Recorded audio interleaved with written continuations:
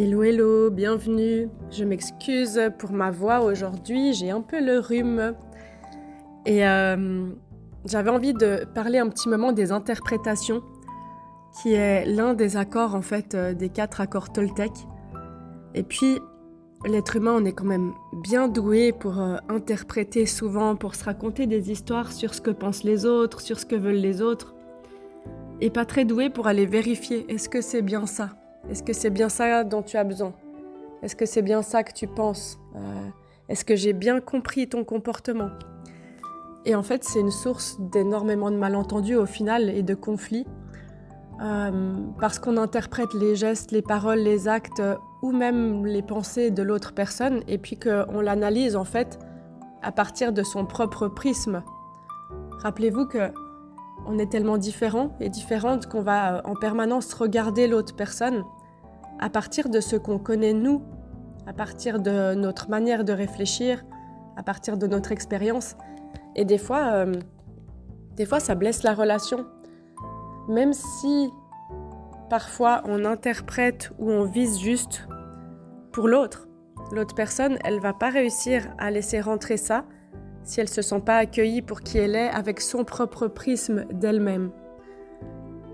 En fait, quand on juge les actions, les gestes, les paroles de l'autre à partir de ma propre interprétation, jugement, sans aller valider si ce que je perçois c'est conforme à l'intention de l'autre, si c'est conforme à ce que ressent l'autre, en fait ça crée un couac dans la relation. Et on se crée en fait des scénarios en boucle qui peuvent être que néfastes à terme. Et puis du coup, on est en mode focus projection. On projette sur l'autre ce qu'on croit que nous-mêmes on ferait à la place de l'autre. Et du coup, l'autre se sent jamais exister vraiment en fait. Et ça, c'est le meilleur exemple, un bon exemple, c'est quand je vais demander un conseil à 1, 2, 3, 4, 5 amis. Et chacun, en fait, me donne son conseil. Puis à la fin, je peux être encore plus perdue. Parce que chacun va me parler à partir de son propre prisme, de son expérience, de son scénario personnel, et à partir de sa propre peur. Des fois, ça nous empêche de prendre des risques et de faire des choses belles pour nous, parce que les autres nous expriment que c'est trop risqué, mais ça parle de leur peur et pas des vôtres. On teinte la réalité en fait à partir de nos propres histoires racontées de peur et pas toujours à partir de nos scénarios d'amour en fait. Ça vient aussi de l'anticipation. Je me projette dans le futur pour être sûre que si ça arrive, je suis prête.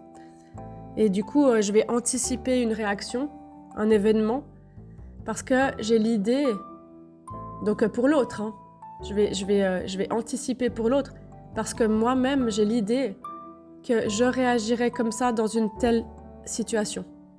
Et pourtant, j'ai jamais été dans les chaussures de l'autre. J'ai pas son vécu, son expérience, ses blessures, et j'ai pas ses ressources et ses potentialités. J'ai les miennes, mais j'ai pas les douances forcément de l'autre. Et des fois, ou même parfois, ou même souvent, on part de ce qu'on porte de plus petit de nous, de moins brillant. Un jugement gratuit sur l'autre, en fait, qui est conditionné par la peur de perdre. Et ça, on le retrouve des fois quand les personnes travaillent sur elles et qu'elles ont moins besoin des autres, elles sortent des états de dépendance.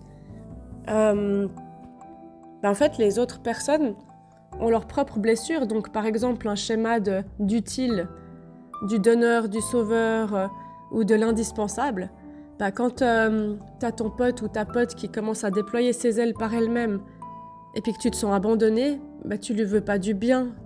Tu agis à partir de la blessure quand tu fais ça.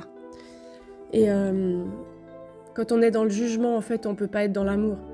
Et parfois, on a tellement peur de perdre l'amour de l'autre qu'on crée des scénarios dans notre mental où justement, l'amour, il va être retiré. Parce qu'en fait, quand je suis dans ma tête, dans un scénario, j'offre pas la possibilité de voir l'autre tel qu'il ou elle est, dans son ressenti, et que la personne, elle se sente vraiment accueillie, entendue, écoutée, dans un ajustement qui est beau. Et ça fait mal, en fait, en avance. Là, aujourd'hui, à quelque chose qui n'arrivera peut-être jamais ou qui arrivera plus tard.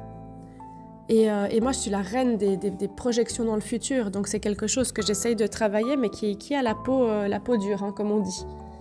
Voilà. Mais l'interprétation, quand j'imagine en permanence ce que l'autre fait ou veut ou va faire, ou en fonction de juste rester enfermé dans mon cerveau, c'est jamais très bon.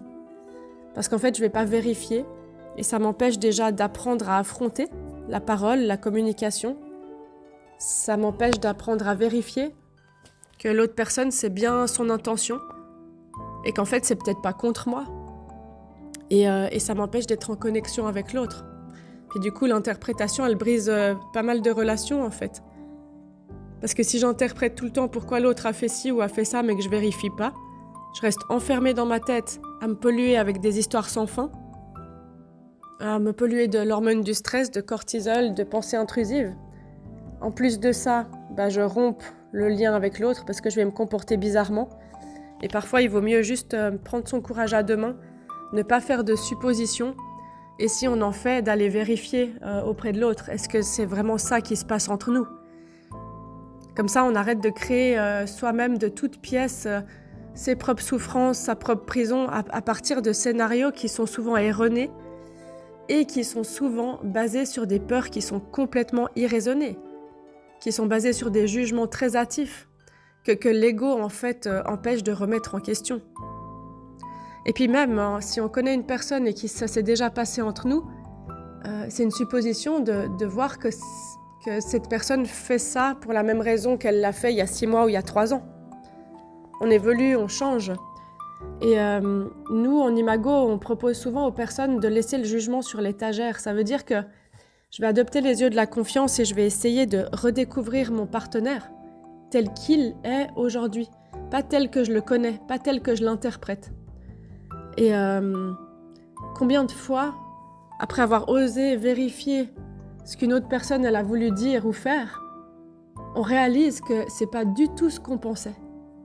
Et pourtant, on continue de créer des scénarios étoffés, imaginatifs dans notre tête, et qui pourraient parfois même remporter le premier prix de l'histoire du roman du siècle. Hein.